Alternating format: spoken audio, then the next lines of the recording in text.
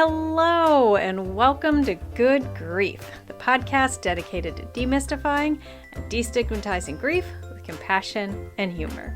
I'm Nikki. I'm an end-of-life doula and a grief coach in Columbus, Ohio. And today, we're kicking off season 5 with Eek video. Yes, I'm gonna attempt to do video podcasting. I don't know if I'm gonna stick with it or not, but there are all these things everybody in the podcasting world says you have to do. And my response to everything is I don't have to do anything.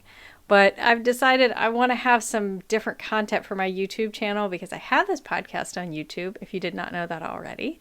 And it's just a static image of the show logo and then the audio that I record. So I'm going to try this. I don't know if I'm going to stick with it or not, but hey, for one video, I apologize, you'll have to look at my face. So we're gonna have a great time today. I think, doesn't matter. But you can also see what a mess I am when I record these. Yes, I'm still gonna heavily edit because I get to be a bit of a mess sometimes. A lot of ums and uhs and a whole lot of awkward pauses while I sit and think, where on earth was I going with that? And then I have to go back and look at my notes and start all of it, and it's a big mess. So, all right. But before we get into starting season 5, you know what I'm going to say next. I have a Patreon. We all have Patreons, don't we? I have a Patreon. And if you go to patreon.com/NikkiTheDeathDoula, you can support me there. And all of the funds that I receive from my Patreon goes to a separate fund so that I can provide pro bono care to those who cannot afford my services. For the last couple of months, I've been doing a little check-in with my Patreons and telling them exactly what I have been providing out in the community pro bono so that they understand and they know what they're paying for. So if you would like to help me in supporting other people who might be able to need my services, that would be amazing. I would love that. I also have been, my whole frame of mind this year has been changing. I've been upheaving a lot of things, and I've been changing how I do stuff with my business, with my life, with everything. And I have all these amazing ideas for this podcast. I told you I'm not going anywhere. I'm not going anywhere. You're stuck with me. But I've been having some ideas with that, but with those ideas might come some costs, so I might need a way to offset that if I want to go through with them. I don't know. That's not why you're here today, though. You are here for this podcast episode, I hope. I'm assuming that's why you're here. If not, hi, I'm Nikki. Anyway. So today I wanted to kick off season 5 with a nice solo episode, just how I started this whole thing, just me talking at my microphone and now talking at my camera and talking about different types of things around grief, death, and dying. Because the more we have these conversations, the less stigmatized they are. And the easier it is when we have to face these things.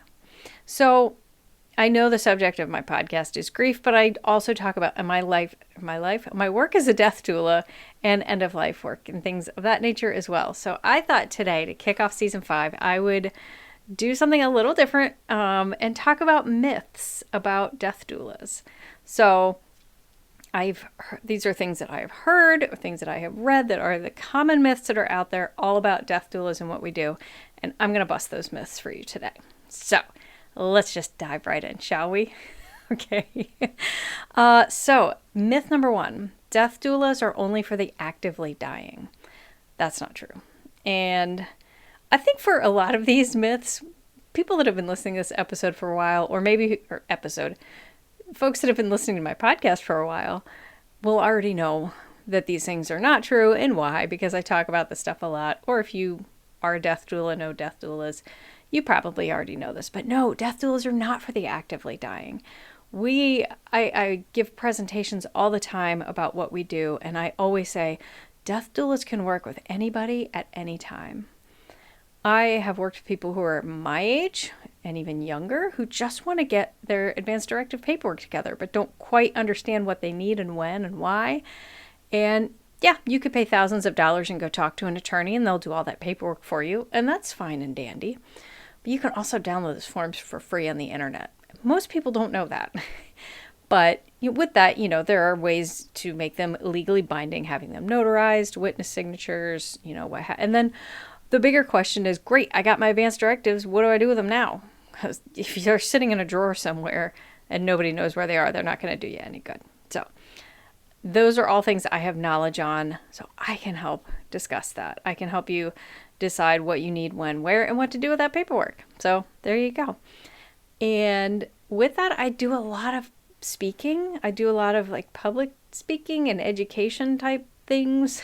I did a lunch and learn for a therapy group last month, and that was fun. It was just educating people on who we are and what we do. But as far as like actual client work, I've mentioned multiple times, I'm a grief coach as well. And that kind of ties in with my death doula work. I work with the families after the fact, or even during dying and before, and all of that with their grief, to help them navigate what they're feeling, their emotions, and all the chaotic and maybe icky things they're in. So there's so much I can do. Legacy projects, emotional support, caregiver respite, like the list goes on and on and on. There is just sitting by somebody's bedside while they're actively dying and maintaining a presence and maintaining, whatever it is they're looking for, reading to them, maintaining their space and keeping it the way they want. That's just like a 0.5% of everything that death doulas do. We do so much more than that. So, okay, let's move on. I can talk all day about any of these. You know that. I'm so passionate about what I do. Death doulas replace hospice. Absolutely not. That is not true. And whenever I introduce myself and what I do, if I'm doing my quick little 30-second elevator pitch, as it were, the first thing out of my mouth is I provide non-medical and holistic support. So right there, non-medical. And hospice does provide non-medical care too. They have social workers and support aides and chaplains, things like that, and volunteers. But I do not, so it's not just the medical care, but I don't do what hospice does. Hospice is a fantastic, huge, robust program that everybody who's eligible should take advantage of. You know that by now because I harp on that a whole lot. So no, I'm not a medical professional. I'm not a nurse. So I'm definitely not going to replace any medical care, nor am I going to replace hospice. That's every individual will have a team of 3 to 8 people that might come into their home or into their, place of living during their end of life phase. I'm not 8 people. I'm just one. So no, I don't replace hospice or medical care. In fact, I wouldn't even try to. And I work in tandem with them. I love what hospice does. Most of them seem to appreciate what I do. So there you go. All right. Myth number 3. Death doulas are just for the dying person. Absolutely not. Yes, I work with the dying person. Of course I do. But I work with the family as a whole. I work with the whole, and I use the word family loosely. I usually use the term loved ones or care circles. I work with everybody in the vicinity, whoever their caregivers are, whoever their families are, whoever their pets. There's a whole lot that goes into death and dying and the circles within of your families, friends, whatever. And I just said I do the grief work too. So I'm there with them. And the legacy work I do. I love sitting down with families together to help them start thinking about legacy projects or anything that the dying person might want to leave behind for them, because what beautiful conversations come from that. I have just witnessed some of the most beautiful moments of families coming together and sharing all of these stories, and just, I love it. So no, I don't work with just the dying person. And one of the many services I talk about is liaison for visitors. So when people are coming in to visit, if the dying person doesn't want specific people there, or doesn't want a lot of people there, or is okay, or if they just want a certain tone in the room that they're in, part of my job is to help facilitate that, make sure that continues to happen. So I'm working with the guests to say, hey, when you come in the room, please take your shoes off, announce who you are, don't touch them, do touch them. Here's their favorite lotion. Feel free to hug them, climb in bed, whatever it is. I'm there to kind of help guide their guests in that. And if certain things are going on with the end of life, like I don't want to give specific examples, but icky things can happen at the end of life. So giving somebody a simple, gentle heads up of, hey, this is going on, or if they're actively dying and they've got the death rattle, like their breathing might be a little jarring, here's what to expect, just so they don't walk in and, get real scared, because dying is not like the movies. And if something is going on that might be upsetting, I want to give them a heads up for that. So, oh yeah, there you go. Myth number 4, I'm looking at my list over here. Death doulas are morbid or depressing. Okay, so any one of my listeners right here, am I morbid or depressing to any one of you? I'm gonna venture to guess no. No, I don't think I'm morbid and okay, yeah, I can be a little morbid. Okay, I'm a little morbid about some things, but what I do and what we do as death doulas is it's so far from morbid and weird. It's not. The only reason we make it morbid or weird is because, again, death is stigmatized in our culture. We don't talk about it. It's a weird thing that's over there that other people handle. So if you really think about it, death is completely natural. I've talked about it many times on here, how we, for millennia, cared for our dying in our own homes. We had mom and dad in the home with us, grandma, grandpa, cousins, uncles, whatever. They were dying in our homes. We were around it all the time. That's just what you did. So that's just part of life. So that's not morbid or weird at all. And as for depressing, I was just sharing what beautiful moments I've shared with some of my clients. No, it's not depressing. Is it sad sometimes? Absolutely. Do I get sad sometimes? Absolutely. I'm a human being and I love my clients. And I miss them when they die, and I'm sad when they die. But it's so beautiful and fulfilling. And when I can sit back and reflect on somebody I've worked with and just acknowledge that they had a better dying experience because I was able to help guide them through it, is the least depressing thing I can think of. It's beautiful. It's an honor. I'm always honored, and it's just beautiful for me to be in that sacred space. And I'm always touched that people allow that. So no, it's not depressing. Okay. Myth number 5, death doulas only work with the elderly. Nope. It is not just the elderly who die. In fact, I have worked with clients as young as in their 50s, and I know plenty of death doulas who work with children. Children die too. It's awful, but it's true. I've worked with people as a grief coach younger than me, all ages. No, we don't just work with the elderly. We do work with the elderly, but not just the elderly.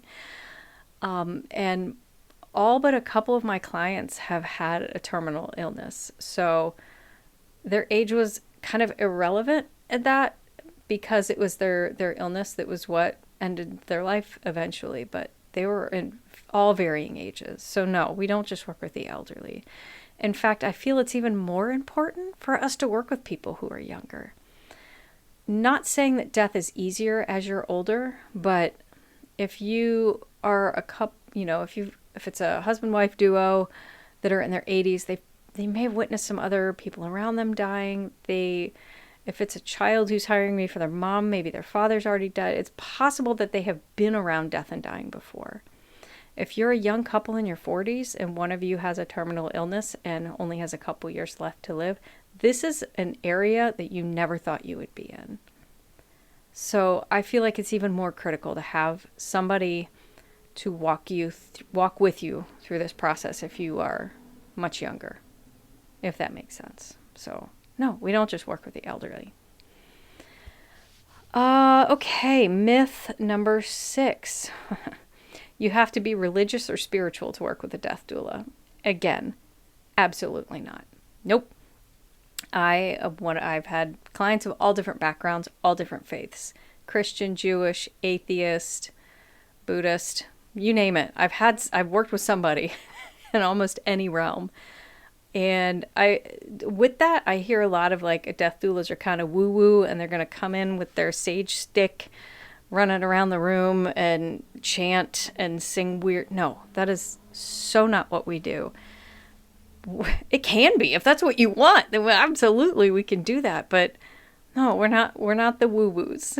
We can be, again, but I've worked with people, like I said, of all different faiths and backgrounds. I'm only there to companion you through end of life and your family, your loved ones. And if that includes some religious and spiritual rites, I'm on it. Tell me what to do and when to do it. If that includes none of that, great, I'm on it. Just tell me what to do and when to do it. I am there regardless of your background, regardless of your spirituality. None of that matters to me. And if you're one of those people that, finds a different way of thinking at the end of life and you want a little help with that, great. I know people in every spiritual background. I'll go get somebody for you. Happy to do that. Because again, that's what I do. So no, we're not just the woo-woos. We're not going to come in with the sage sticks unless that's what you want. I did have a drum circle once. It was requested of me. Okay, just a couple more. This one. I love this. Death doula is a new thing, new trend. No. Death doulas have been around for millennia. And they may not have been called that. And they may have been, they could be death midwives. It could be death walkers. There have been folks in the Native American traditions and Inuit backgrounds that are death walkers. And they are the people that help companion people to the next world. So no, gosh, no, we are so not new. We've been around forever. We may just have been called something different. The current death doula model was started in, I believe, the early 2000s. And they called it that because they started basing the trainings on it around birthing doulas. Because, as I've mentioned many times before, dying is a labor much like birthing is. And there's a lot of similarities in birth versus dying. So, no, we've been around forever in many different forms. And the word doula itself is an ancient Greek word meaning female servant. So, and that's not to say death doulas or doulas are always female. I know a couple male death doulas. So, there you go. We're not a new trend. We've been around for a very, very long time. And lastly, but bestly, death doulas only focus on death. No, again, none of, obviously these are all myths. That's so not true. Part of what I tell people about myself and what I do is that I want to help people understand and embrace their mortality so that they can have a more fulfilled life while they still have it, no matter how much time you have left. And this is for, even if I'm just educating people or talking about what I do, and people who are young and healthy have no sign of death anywhere in their near future, good for you. But as long as we all understand our mortality, it helps us live a more full life, right? Because that's what gives our lives meaning, is the fact that it's so short. So no, I'm focused on life and continuing on your legacy after you are gone. How can I help your spirit and your soul continue to live even if you are no longer here? I also, again, do so much grief work. I do so much work with people who are grieving. And that, in and of itself, it might have to do with death. It might have to do with just some other loss. I've worked with people who lost jobs, people who have lost relationships. Grief is many things. It's loss. It's our response to loss. So it's not all about death. So there you go. So yeah, there you go. All these there's probably more out there. If you've heard a myth, share it with me. I'd be interested to know and then debunk it for you. Just call me the Mythbusters of death doula work. I'm not as cool as those guys. All right. Well, since we are at the end of the episode, then you know what time it is. And since I now have video here for those of you watching, you can actually watch me pull a card at random from, here it is, the death deck. And this is exactly how I do it. So you see why I always end up dropping one. And of course, this time I won't drop one probably. The deck is huge. This is only like a third or like 2/3 of it. There's more. It's hard to shuffle the whole thing. So, all right. I'll pull one at random. We have, I know I've done this one on the show before. I know I have, but I'm going to read it again. If you knew you could visit your loved ones after death, how would you make your presence known?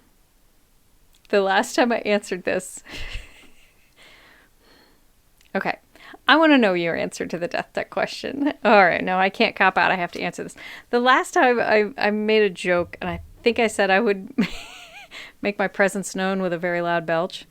That, for those of you who don't know me, is one of my talents. It's disgusting, but I can belch very loudly. And those who know me would be like, oh, hey, Nikki's here. Because that's just what I do. I can't think of something a little better. Like, honestly, if I could just, a more serious answer with that, if I could find a way to break through the veil to provide comfort for anybody who's really grieving me hard. If somebody who is left behind after I'm gone is just really devastated by the loss, if I could just somehow comfort them, because that's kind of who I am, and what I do is provide comfort for people. So if I can just come back and make them feel better, or at least show them that I'm okay and that they're okay, and it's okay to not be okay, that everything they're feeling is valid. So there you go. That's my answer. I would love to hear your answer to the death deck. You probably all know how to reach out to me by now, but if you're new here, great. My website is nikkithedeathdoula.com. It's spelled Nikki. Please reach out to me if you want to tell me your answer to the death deck question, if you want to be a guest on my show, if you have a story to share, if you have thoughts about anything I said today, if you have myths or other things you'd like me to bust, just please feel free to reach out to me through my website. I don't really do the socials much anymore. I still have social media pages. I check them occasionally. But if you're Facebook, Instagram, TikTok, it's all at Nikki the Death Doula.